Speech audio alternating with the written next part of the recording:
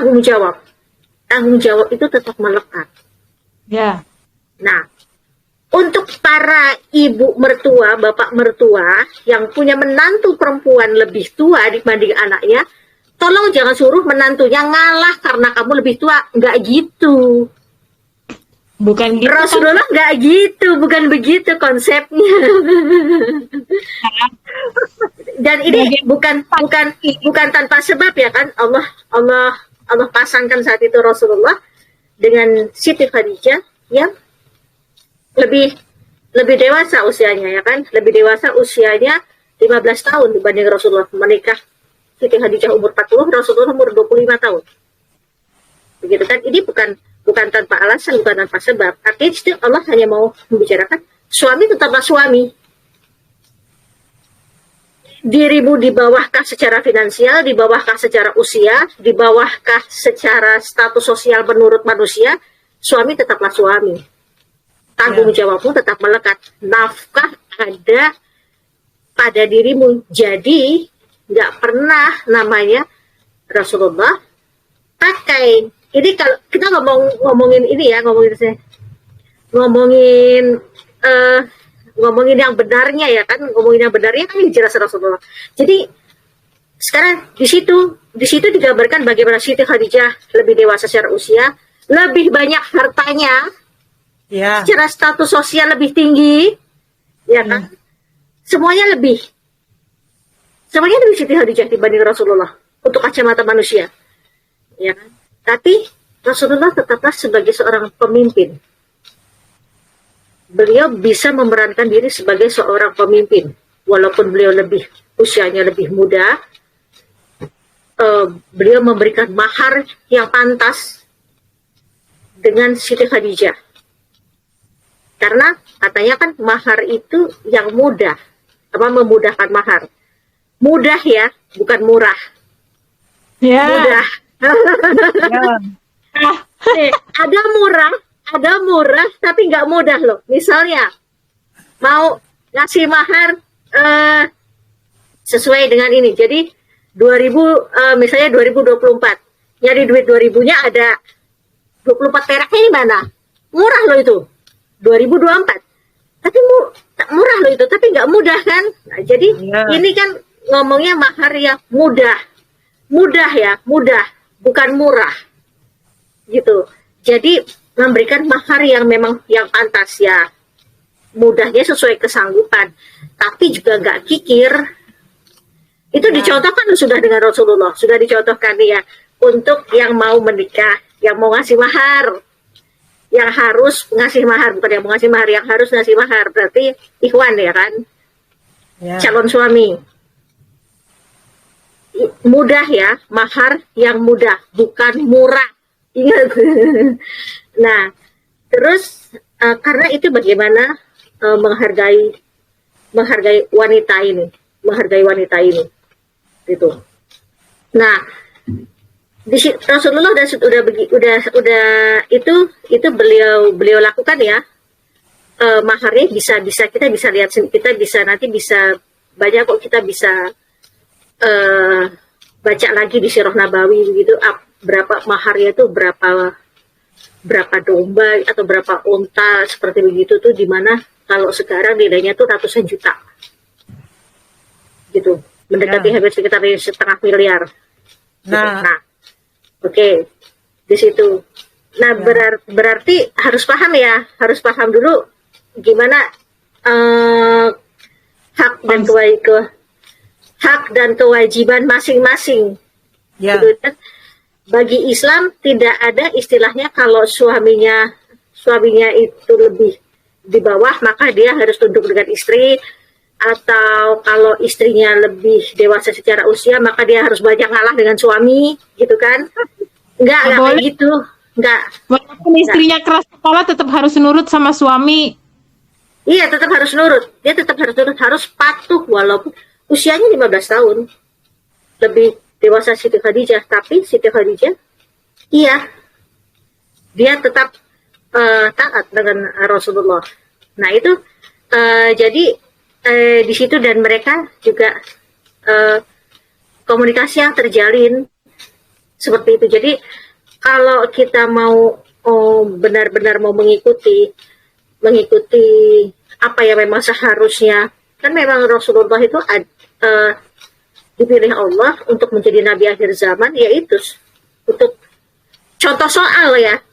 Karena sebenarnya semua persoalan beliau udah ada gitu. Hanya tinggal kita aja mau rajin tahu apa enggak gitu. Benar. Mau rajin-rajin pengen tahu atau enggak. Ya semua sebenarnya udah dicontohkan oleh Nabi kan gitu kan. Iya. Tinggal bagaimana kita Belajar. tentang itu dan memahami itu gitu kan. Supaya tidak sampai terjadi ini tadi apa Feb? Ini tadi yang silent killer tadi. Yang diam-diaman. Diem-dieman karena komunikasinya kurang, belajarnya kurang, dia nggak mau upgrade dirinya gitu loh Mbak. Kan Iya, upgrade nggak mau tahu.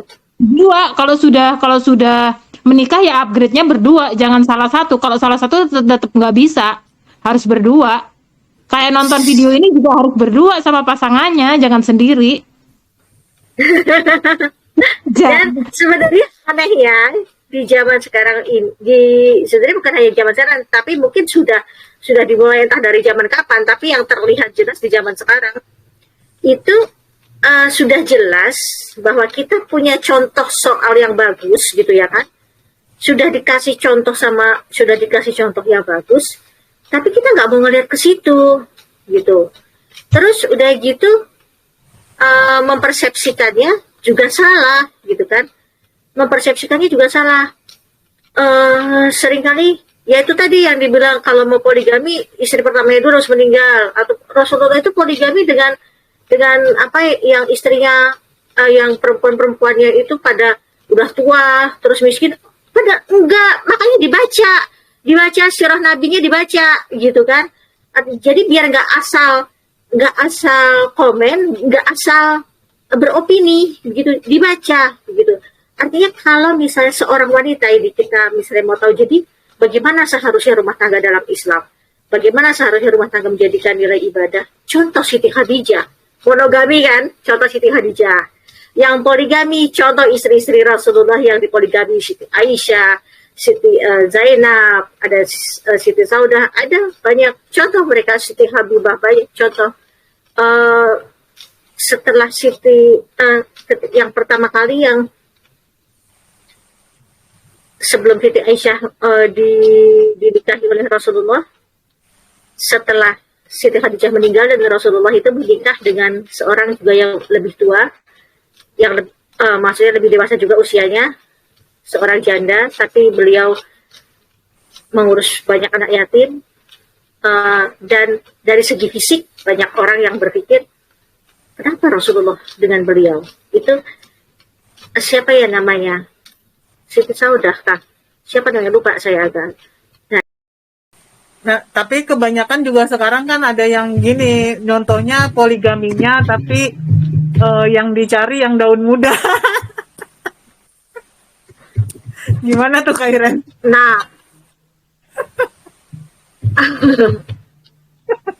Itu baca ilmunya nggak tuntas, itu namanya Batar. Dia cuma enak-enaknya doang, kagak enaknya kagak diambil. ya, Kalau belajar itu ilmu itu ya yang tuntas lah. Jangan cuma separuh-separuh, ambil iya benar. separuh-separuh. Ya si apa?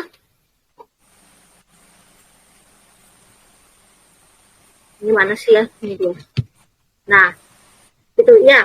Jadi setelah dengan Siti Khadijah kan beliau menikah dengan Siti Saudah. Siti Saudah, beliau ini dari perawakan secara fisik beliau gemuk, begitu kan. Kemudian mungkin kalau zaman sekarang ngomongnya itu enggak modis gitu, bukan juga dari kalangan yang seperti Siti Khadijah dulu yang bangsawan seperti begitu, enggak. Semuanya sangat-sangat sederhana. Tapi beliau ya itu hanya itu aja kok yang dibilang katanya menikah dengan wanita tua miskin, hanya itu. Yang lain-lainnya itu cantik-cantik, dan Siti Aisyah masih perawan, ada lagi Sofia itu Sofia itu yang dari dia tadinya mau jadi budak pas ketika itu perang, kemudian ini itu cantik itu. Itu cantik itu tawanan perang dari orang Yahudi itu cantik itu. Beliau dulu tuh beliau itu punya sebuah karya kalau sekarang muah gitu ya, tapi dulu apalah kita sebutnya itu beliau cantik, beliau perias pengantin cantik itu. Jadi jangan salah memahami gitu kan. Kemudian ada Maria Alkiptiah itu dari mana, itu masih muda, usia 20 itu masih perawan juga gitu. Jadi jangan kalau mau memang pahami tentang Rasulullah ya pahami secara benar keseluruhan gitu. Jadi nggak hanya untuk itu. Jadi pertama kita mau bahas tentang ini pernikahan memang harus dalam ya Kak. Jadi bagi bapak-bapak yang istrinya baru satu atau niatannya cuma satu untuk selamanya, contoh pernikahan Rasulullah dengan Siti Khadijah di pernikahan pertama. Untuk ibu-ibu, contohlah bagaimana Siti Khadijah pada Rasulullah, bagaimana sikap Siti Khadijah pada Rasulullah, di mana saat itu Siti Khadijah bahkan menghabiskan seluruh hartanya untuk mendukung dakwahnya Rasulullah. Dan ketika bagaimana Siti Khadijah saya mau ini Siti Khadijah. Ketika Rasulullah pulang dari Gua Hira dan kedinginan, di Gua Hira itu sampai berapa hari itu nggak tahu, pulang kedinginan, itu ketika datang, sekarang andikan ibu-ibu nih ya, zaman sekarang, suaminya pergi kemana, handphonenya nggak bisa dihubungin, tahu-tahu pulang udah berhari-hari, entah itu mungkin berhari-hari atau berminggu, tahu-tahu pulang, kira-kira penyambutannya kayak gimana? Kira-kira nih, tahu-tahu pulang, mukanya lusuh tuh. Rata-rata pada itunya gimana? Kebanyakan sih merepet. Bahasa merepet. Ya maksudnya langsung dari mana sih gitu. Ya. Dari mana sih Pak? Berhari-hari gak ini emang ya. Kan seperti itu. Katanya itu normal. Handphonenya mati, ini nggak tahu apa di sini, orang bingung ini dan sebagainya. Itu masih mending. Ada yang bilang atau kamu ketemuan ya sama mantanmu, misalnya begitu. Terus atau ada lagi entah kecurigaan apa yang seperti begitu. Tapi kan Siti Khadijah enggak. Waktu Rasulullah pulang, yang beliau utamakan adalah bagaimana Rasulullah itu nyaman dulu ketika di rumah. Nah, kalau yang silent killer dengan seperti begini, dia pasti suaminya pulang, dia cuek aja. Iya, berhari-hari nggak pulang juga bodo amat gitu. Sama dia nggak ditanyain, nggak ada ini gitu kan, nggak ada apa-apain. Ya. Dan yang lebih mengerikannya, ketika dia tidak berkomunikasi dengan pasangannya, tapi dia malah curhat dengan orang lain. Nah, itu yang bahaya. Ketika curhatnya itu, dia akan selalu merasa paling benar. Biasanya gitu. Akan selalu merasa paling benar dan mengatakan, kenapa Mbak nggak bangun komunikasi dengan suami? Atau karena banyak yang curhat itu adalah perempuan ya, jadinya kita ininya itu. Kenapa nggak dikomunikasikan dengan suami? Soalnya kalau diajak ngomong, dia pasti ngajak ribut, Mbak. Biasanya kayak gitu. Kalau yang ke saya biasanya gitu. Saya kalau diajak ngomong pasti yang ngajak ribut, Mbak. Pernah tuh seperti begini, bla. Begitu. Ya. Ini justru sebenarnya kan ya nggak apa-apa ribut, tapi harus selesai saat itu juga gitu kan? Sebenarnya nggak apa-apa, iya. Tapi sebenarnya juga ada trik seperti begini loh. Karena iya, kalau kayak gitu saya suka nanya gini, emang udah berapa lama sih nikahnya? Gitu saya tanya. Baru 3 tahun, 3 tahun. Selama 3 tahun ini, setiap kali ngobrol, emangnya ngajak ribut? Dulu kenal lagi gimana? Saya pasti tanya. Ya, Dulu kita ini sih dikenalkan ta'aruf gitu Mbak Iren.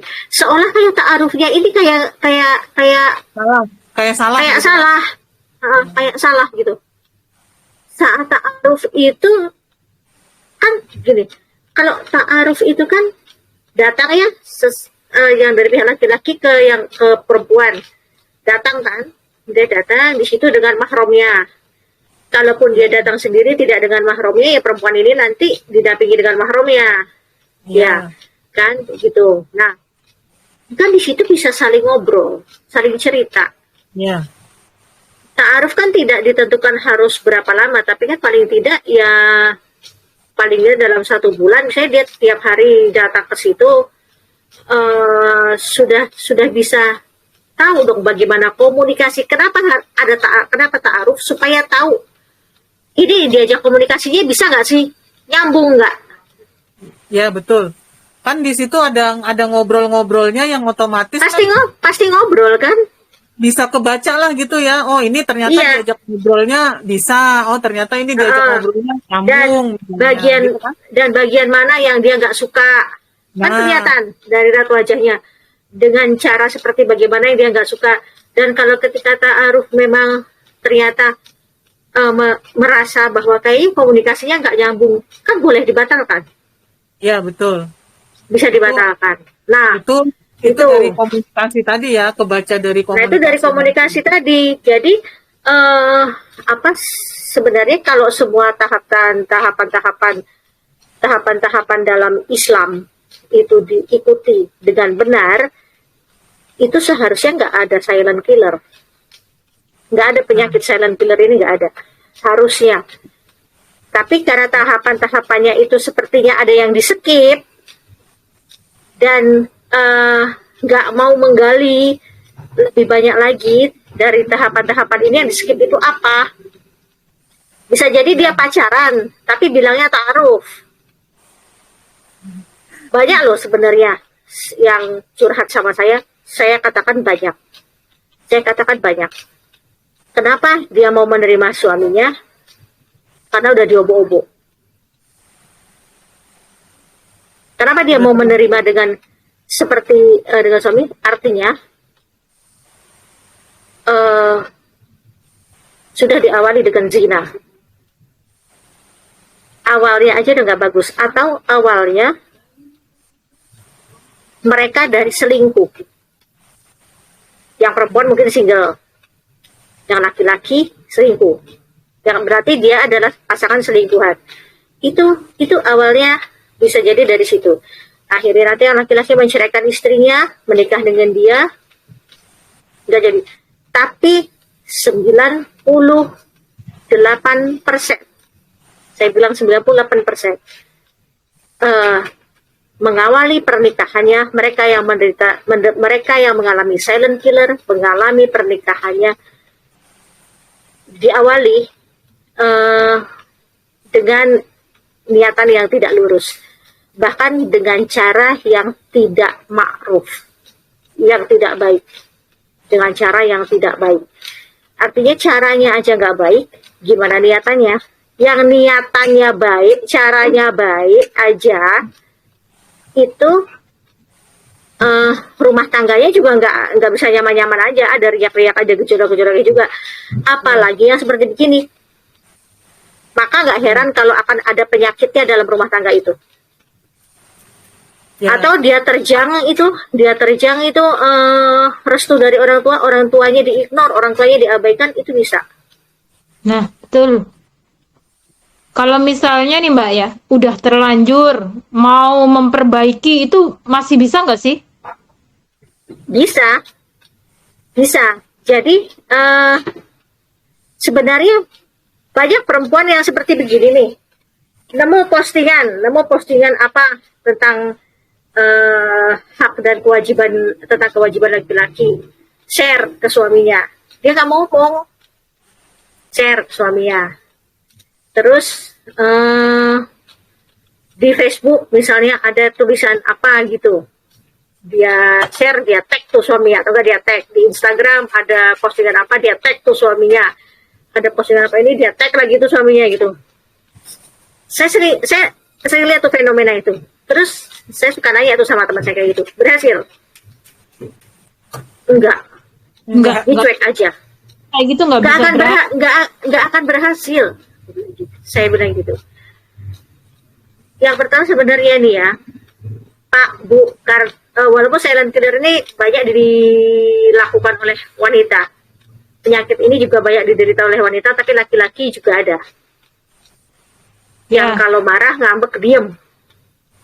Pasangannya suruh jadi dukun untuk tahu dia itu kenapa sebenarnya, gitu kan? Nggak bisa. Nah, beda persepsinya makin beda.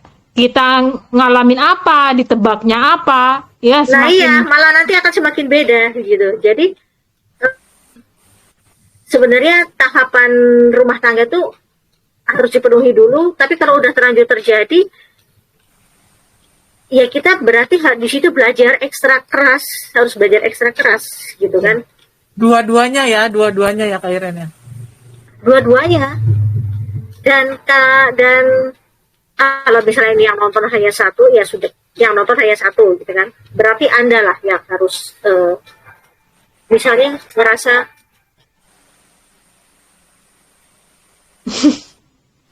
diobrolin mungkin gitu, harusnya ya, diobrolin. Di komunikasi. Misalnya merasa gini, pasangannya sebenarnya kan dia gini, sebenarnya dia tuh tahu ya kapan timing yang tepat untuk bicara, kapan timing yang tepat untuk bicara dengan pasangannya, dengan suaminya atau dengan istrinya saat lagi diam, misalnya kapan timing yang tepat untuk membicarakan itu, begitu. Dan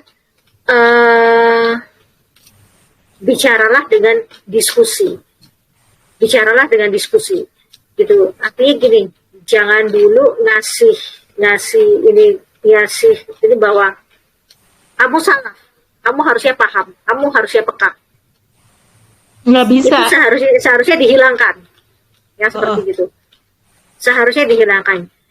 Jadi kita perlu punya self learning bahwa bahwa emang kita harus komunikasi. Jadi begini, kemarin itu sebenarnya maksud saya itu begini. Kalau ada pasangannya udah mulai ngegas, nanti dulu, ini nggak lagi ngajak berantem, tapi ini saya hanya lagi mau menjelaskan, gitu. Dengerin dulu. Dengerin dulu, saya hanya lagi mau menjelaskan. Kalau udah mulai ngegas. Tapi sebenarnya kalau misalnya pernikahan sudah misalnya 3 tahun, seperti begitu ya kan. Terus kalau apalagi nih misalnya misalnya mereka membangun cinta dalam rumah tangga, sebenarnya justru nggak akan ada silent killer ini. Persoalannya adalah ketika rumah tangga dibangun di atas cinta, dan dia akan membandingkan antara dia yang dulu sebelum berumah tangga dengan dia yang sekarang setelah berumah tangga. Jadilah ada silent killer. Tapi kalau juga karena tuntutan, selalu menuntut, aku dulu itu loh begini, sekarang aku sama kamu kok begini. Nah itu juga bisa mengakibatkan killer kan? Iya, bisa jadi silent killer. Jadi sebenarnya silent killer itu nggak banyak mudorot ya.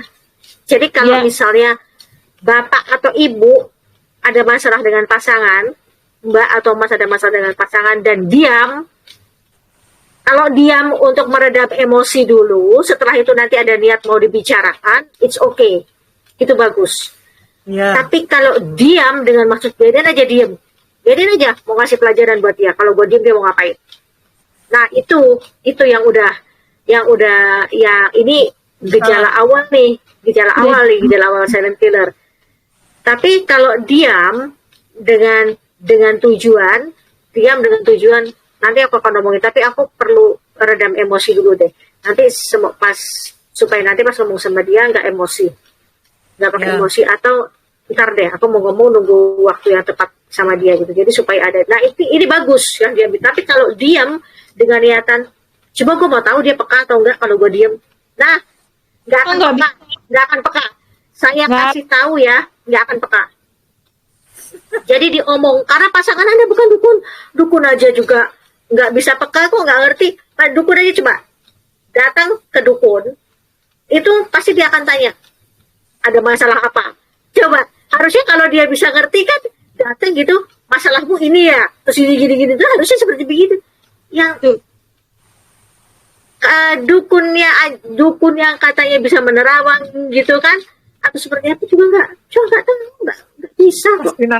Pasti nanya dulu kan, nggak langsung nebak. Pasti nanya dulu, karena nggak akan langsung gimana masalahnya apa, terus ini gimana saya maunya begini mbah, misalnya itu kan nanya dulu dia gitu. Apalagi pasangan ya nggak bisa didiamin, yang ada kenapa sih dia tiba-tiba diam, yang ada nanti malah pasangan yang salah persepsi. Nah ya, Itu dia. dukun itu butuh komunikasi apalagi sama pangan ya. Nah dokter yang udah disekolahin aja, pasiennya datang aja masih ditanya keluhannya apa Bu, yang dirasakan sebelah mana, terus itu pasangan tahu-tahu didiamin. Iya. Makan makan gitu. Nyediain makanan didiamin, mau makan situ nggak situ, ya kan. Tahu-tahu ini yang pasangannya salah persepsi. Dia kenapa ya, dia kayaknya lagi marah tadi, udahlah gue males makan makanannya dia. Terus udah gitu nanti dengan di keterdiamannya, dia tuh sebenarnya nggak benar-benar cuek sih kalau menurutku ya, dan kita nggak benar-benar cuek. Di keterdiamannya dia pun juga mengamati, oh dia udah nggak mau makan makanan aku. Ya udah, Oke, nggak besok nggak dimasakin, besok nggak gue masakin, gitu kan? Besoknya nggak dimasakin. Terus yang satunya lagi, oh jadi gini, dia udah nggak masakin. Apa jangan-jangan dia udah ada yang lain ini? Dia kayaknya udah boleh itu kan? Bibitnya tumbuhnya semakin banyak akhirnya. Ya, akhirnya muncul curiga, terus awalnya nggak apa-apa, akhirnya jadinya dibenerin itu jadi kenyataan gitu ya. Ya udah, kalau dia misalnya udah nggak mau lagi sama aku, ya udah berarti ya ini dengan yang lain, dan akhirnya nanti yang suaminya curhat ke perempuan lain, yang istrinya curhat ke laki-laki lain gitu. Kalau istri masih bisa curhat ke misalnya ke sesama wanita ya, tapi kalau laki-laki ini malu loh curhat ke sesama laki-laki. Ini yang perlu diketahui ya ibu-ibu, laki-laki itu malu curhat dengan sesama lelaki, kecuali memang benar-benar dekat. Itu pun pasti akan ada nggak akan seluruhnya deh, mungkin hanya 50% dia ngomong. Nggak dibuka semua lah ibaratnya gitu kan, nggak akan dibuka semua. Ini yang ibu-ibu ini yang perlu ibu-ibu tahu. Nah, tapi kalau perempuan udah dibuka semua, kadang ditambah bumbu Biar makin sedap. ya gitu. Ini yang perlu diketahui ya, yang perlu diketahui ketika dari survei-survei ini, dari survei-survei itu, dan dari hasil saya pada waktu di training center itu juga saya banyak bicara nih dengan banyak ngobrol ya, banyak sharing dengan si Pak Fulan ini tentang rumah tangga itu dari sisi secara general, dan saya bukannya secara Islam, karena kalau secara Islam kan beliau tidak terlalu paham, karena beliau bukan seorang agamis gitu. Jadi ya seperti itu. Jadi ya berarti balik lagi semua ke komunikasi itu ya. Kathy, gimana Kat? Iya, jadi mau nanya lagi. Kan misalnya laki-laki itu kan kadang komunikasinya kurang ya. Nggak itu cewek, wanita. Misalnya sebenarnya dia bukan, sorry aku nih. Sebenarnya mereka bukan komunikasi kurang. Mereka itu mendengar lebih banyak. Hah. Tapi kecuali untuk laki-laki tertentu di mana mereka akan selalu maunya motong omongan. Tapi untuk banyak lelaki sebenarnya mereka akan mendengar lebih banyak. Ya, gini, kan dia dengar. Jadi kalau dia mau memulai untuk mengkomunikasikan lebih dulu, biasanya kan agak susah ya, Mbak ya. Bukan Ngom- susah, memang susah. Memang susah. Jadi mungkin bisa nggak sih dengan cara dipeluk dulu ke istrinya, dielus-elus gitu, biar akhirnya kan ada terjalin komunikasi lagi gitu. Bisa seperti itu. Cuma persoalannya ini yang nonton banyak laki-laki atau perempuan gitu kan. Kalau bisa ada banyak laki-laki mungkin bisa seperti itu. Tapi kalau bisa banyak perempuan dan pasangannya nggak begitu, nggak usah nonton. Ya. Nggak usah nonton. Ada, iya, Itu ada balik lagi kali ya, balik lagi ya apa sih? Tahu pasangan masing-masing juga gitu kan?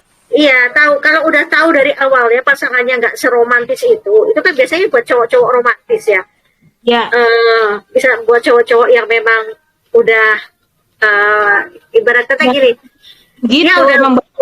udah punya experience menghadapi wanita. Sebenarnya gini, Atau sama juga sih, Kairan, sama juga sih perempuan juga kan ada juga yang memang nggak romantis gitu loh, jadi nggak suka peluk-peluk begitu. Nih, curhat. nggak suka dipeluk-peluk begitu ya kan.